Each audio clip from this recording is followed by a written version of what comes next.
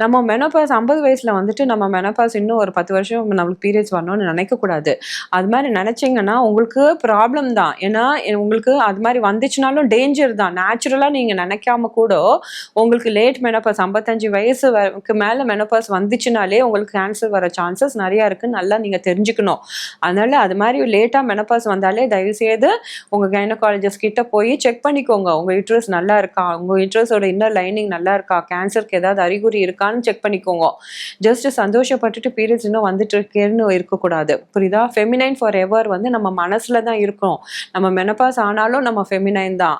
அதுக்காக இது நம்ம போட்டு ஹார்மோன்ஸ் எடுத்தா தான் நம்ம ஃபெமினைன் இருக்கணும்னு அவசியம் இல்ல. எல்லாம் நம்ம ஆட்டிட்யூட், நம்மளோட திங்கிங் தான் நம்மளோட வாழ்க்கை. ஸோ அதனால இந்த மாரி ஒரு கான்செப்ட்ட வச்சுட்டு நம்ம இருக்கக்கூடாது. So if you can be feminine even without your periods because God has created you like that. ஸோ அத வந்து நம்ம வந்து கரெக்ட் திங்கிங்கோட நம்ம அத எடுத்துக்கணும்.